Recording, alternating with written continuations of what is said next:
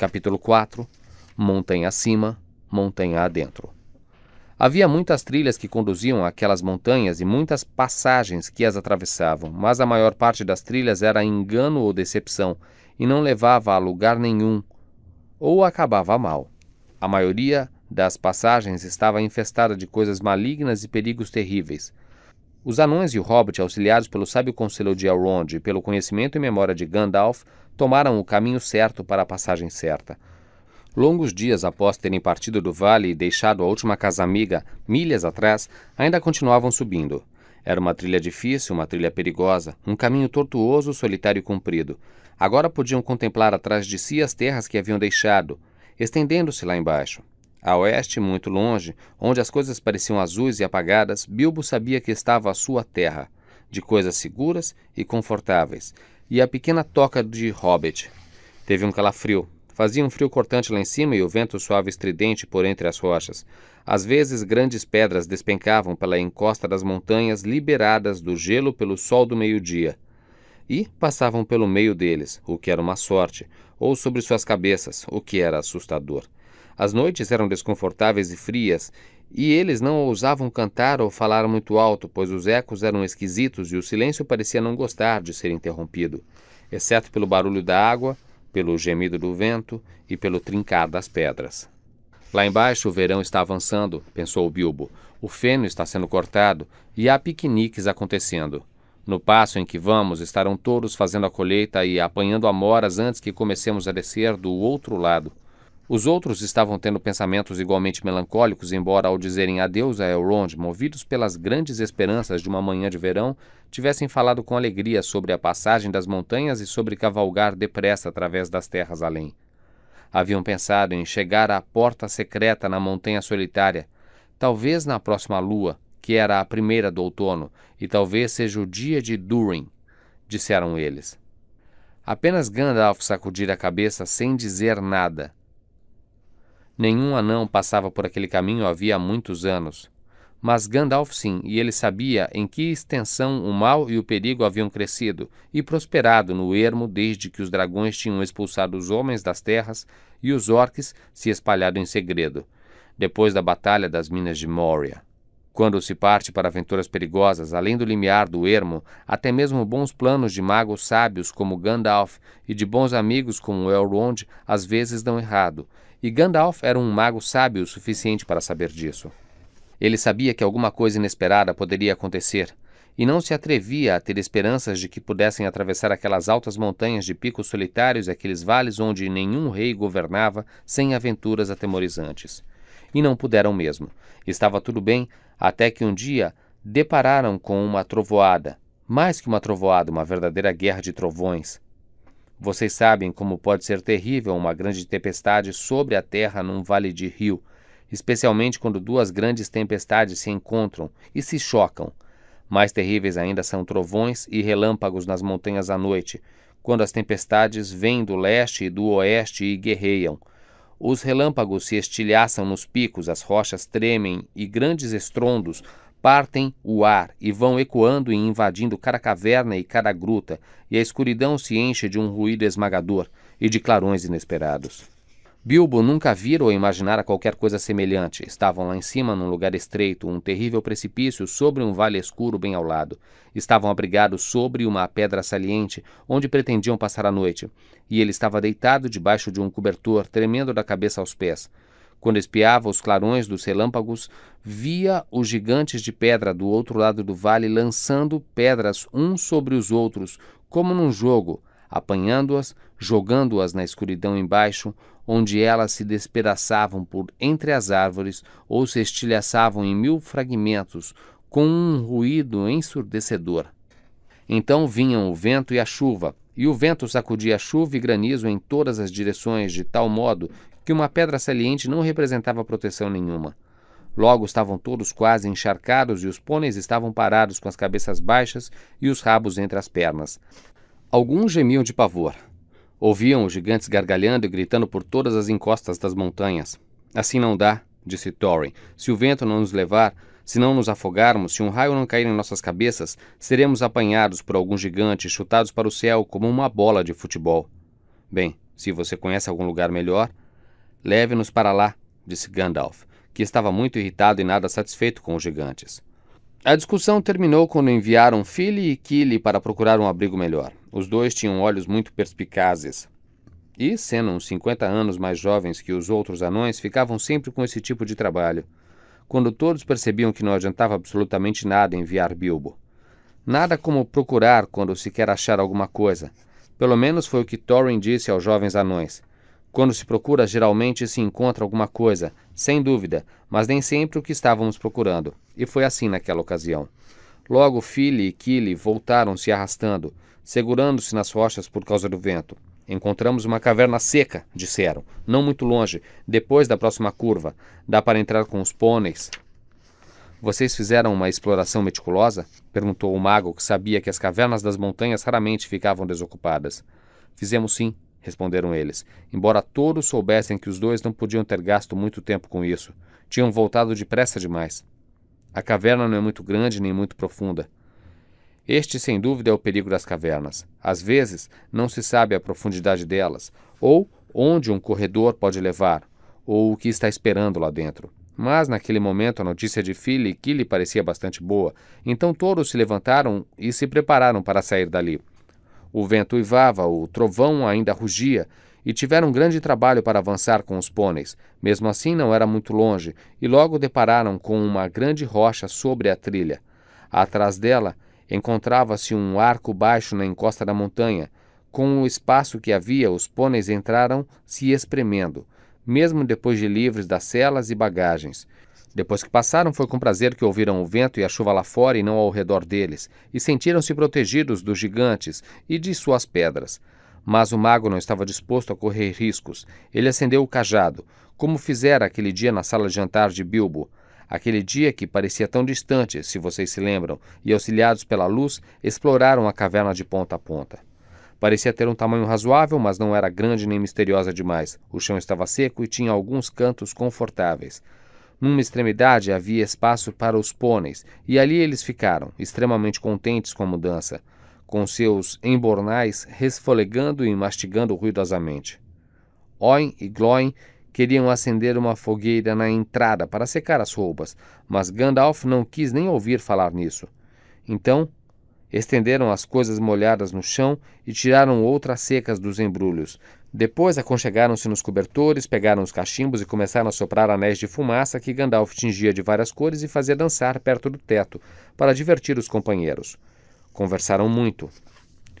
Esqueceram-se da tempestade e discutiram o que cada um ia fazer com sua parte do tesouro, quando o conseguissem, o que, no momento, não parecia tão impossível. E assim caíram no sono um a um. Foi a última vez que usaram os pôneis, pacotes, bagagens, ferramentas e toda a parafernália que haviam trazido. No fim das contas, naquela noite, acabou por se revelar uma coisa boa terem trazido o pequeno Bilbo consigo. Pois, de alguma forma, ele não conseguiu dormir por um bom tempo, e quando dormiu teve sonhos terríveis. Sonhou que uma fenda na parede, no fundo da caverna, ficava cada vez maior, cada vez mais larga, e ele sentia muito medo, mas não conseguia gritar nem fazer nada, exceto ficar deitado olhando. Depois sonhou que o chão da caverna estava cedendo, e ele estava escorregando, começando a cair, sabe-se lá para onde. Então acordou com um susto terrível e percebeu que parte do sonho era verdade. Uma fenda se abrira no fundo da caverna e já se transformara numa passagem larga. Acordou bem a tempo de ver a ponta das caudas dos pôneis desaparecendo dentro dela.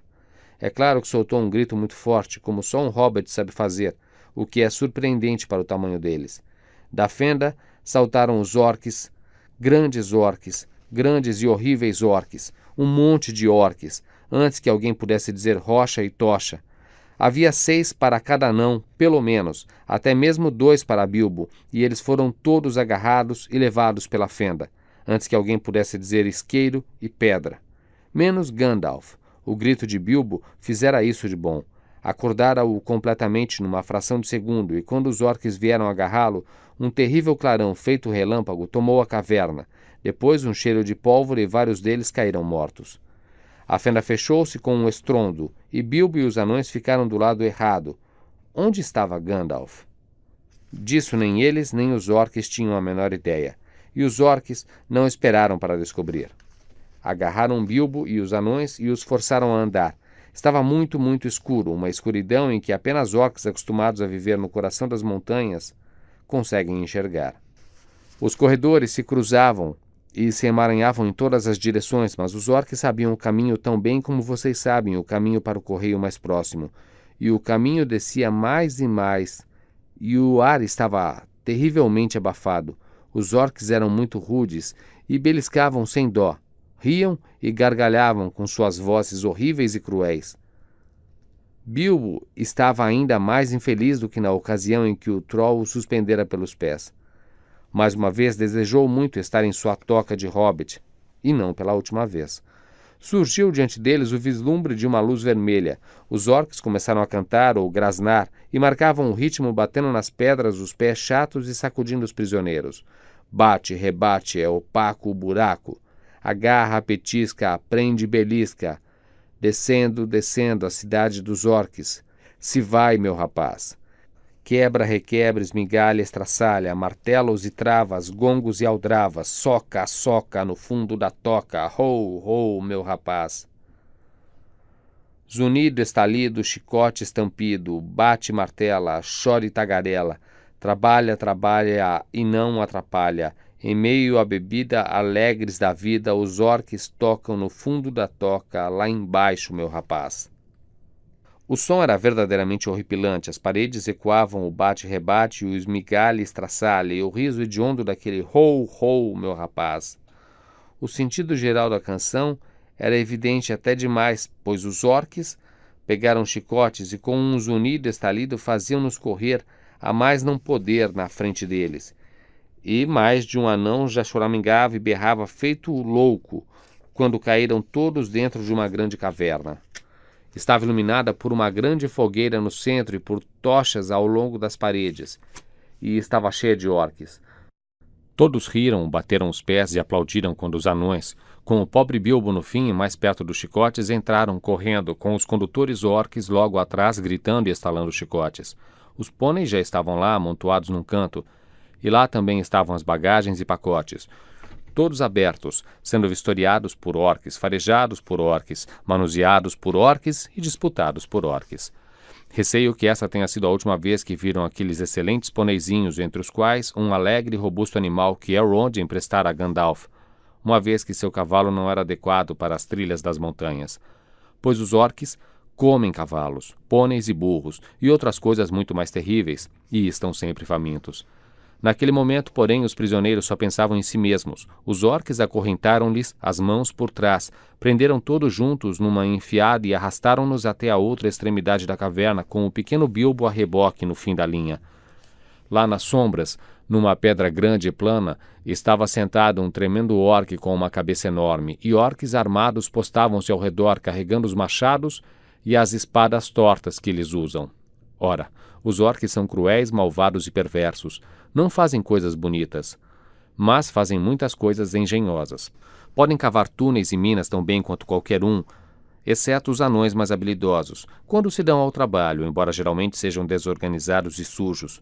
Martelos, machados, espadas, punhais, picaretas, tenazes, além de instrumentos de tortura. Eles fazem muito bem, ou mandam outras pessoas fazerem conforme o seu padrão.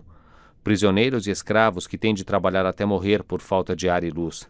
Não é improvável que tenham inventado algumas das máquinas que desde então perturbam o mundo, especialmente os instrumentos engenhosos para matar um grande número de pessoas de uma só vez, pois sempre gostaram muito de rodas e motores e explosões, como também de não trabalhar com as próprias mãos, além do estritamente necessário.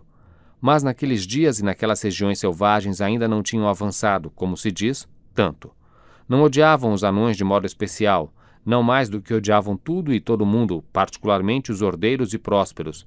Em algumas partes, anões malvados tinham até mesmo se aliado a eles. Tinham, porém, um rancor especial pelo povo de Thorin, por causa da guerra da qual vocês ouviram falar, mas que não entra nesta história. De qualquer forma, os orques não se preocupam com o que capturam, desde que tudo seja feito com habilidade e em segredo, e os prisioneiros não sejam capazes de se defender. Quem são essas pessoas miseráveis? Perguntou o grão-orc. Anões e isto. disse um dos condutores puxando a corrente de Bilbo e fazendo-o cair de joelhos. Encontramos ele se protegendo em nosso... O que significa isso? Disse o grão-orc, voltando-se para Thorin. Não pode ser coisa boa, garanto. Espionando os negócios secretos de meu povo, aposto. Ladrões. Eu não ficaria surpreso em saber. Assassinos e amigos de elfos. É bem capaz. Vamos. O que tem a dizer? Thorin, o anão, às suas ordens, respondeu ele. Era apenas polidez, sem significado. Das coisas que suspeita ou imagina, não tínhamos a menor ideia. Nós nos abrigamos da tempestade no que parecia ser uma caverna conveniente e vazia. Não havia nada mais distante de nossos pensamentos que perturbar orques de alguma maneira. Isso era bem verdade. Disse o grão-orc. É o que você diz. Posso lhe perguntar o que estavam fazendo aqui em cima nas montanhas? De onde estavam vindo e aonde estavam indo? Na verdade, gostaria de saber tudo sobre vocês. Não que isso vá lhe trazer algum benefício, Thorin Escudo de Carvalho. Já sei demais sobre o seu povo, mas vamos à verdade, eu vou preparar algo particularmente desconfortável para vocês.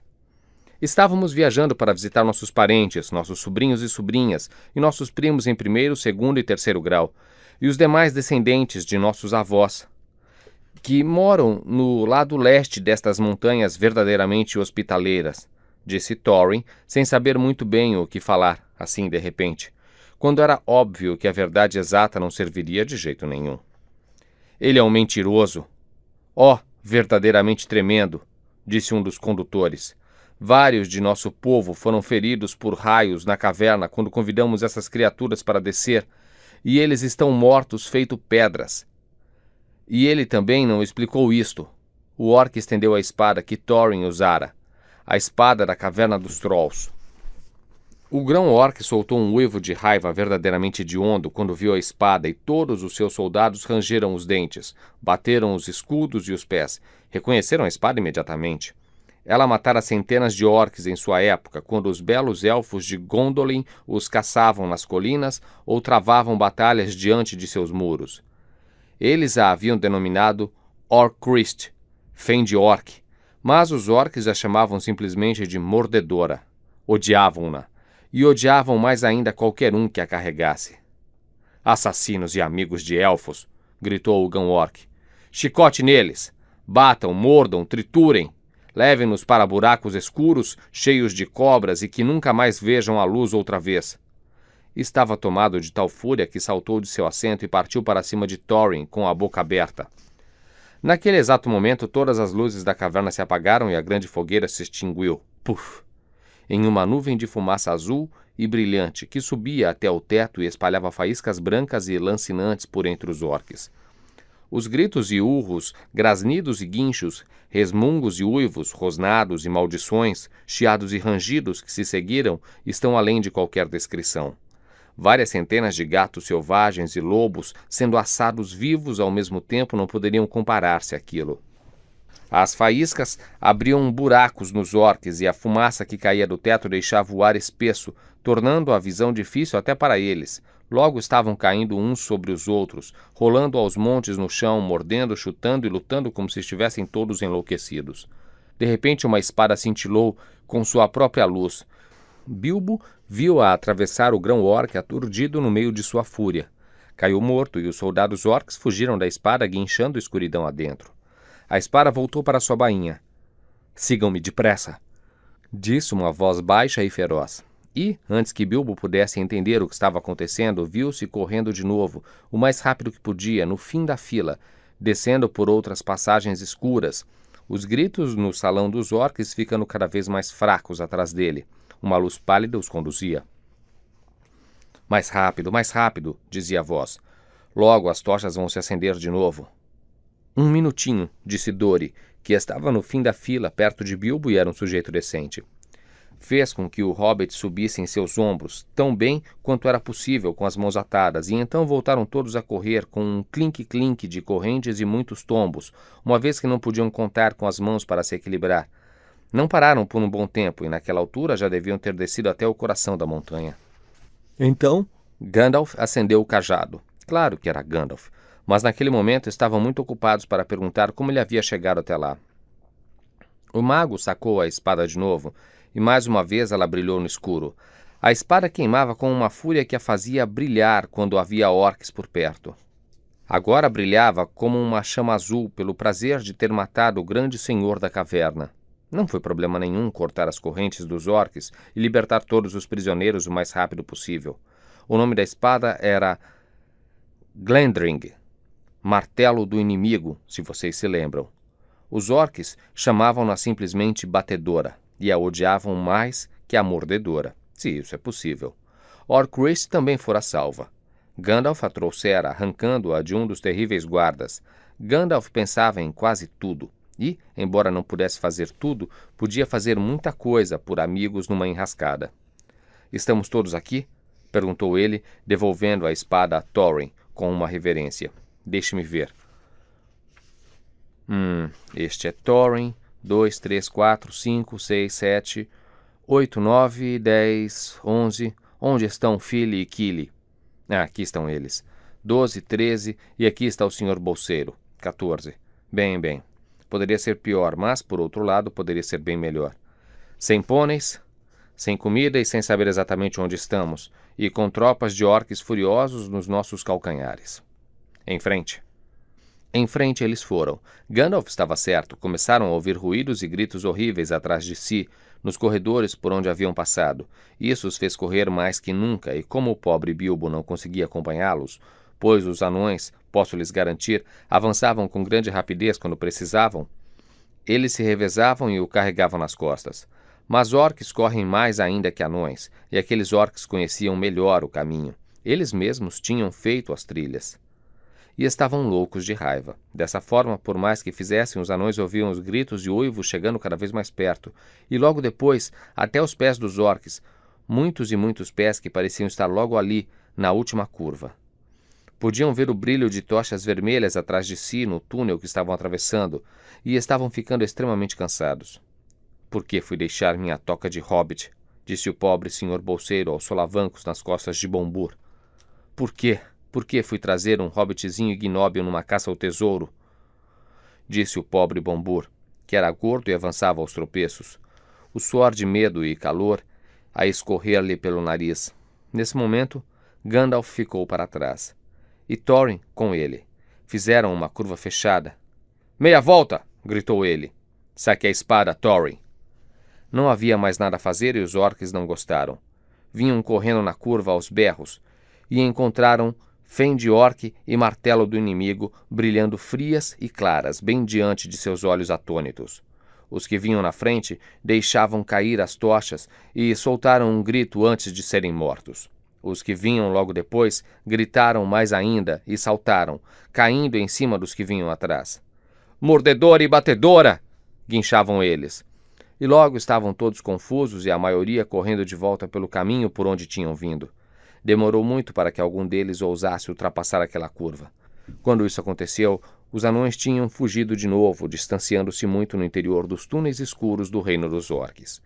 Quando os orques descobriram, apagaram as tochas, calçaram sapatos macios, escolheram os corredores mais velozes, de olhos e ouvidos mais aguçados. Estes partiram, ágeis como doninhas no escuro, e quase tão silenciosos como morcegos. Foi por isso que nem Bilbo, nem os anões, nem mesmo Gandalf os ouviram chegando. E não os viram, mas foram vistos pelos orques que corriam em silêncio logo atrás, pois o cajado de Gandalf emitia uma luz fraca para ajudar os anões enquanto eles avançavam. De repente, Dori, agora no fim da fila e carregando Bilbo, foi agarrado por trás no escuro. Gritou e caiu, e o hobbit rolou de seus ombros para dentro da escuridão, bateu a cabeça numa pedra e não se lembrou de mais nada.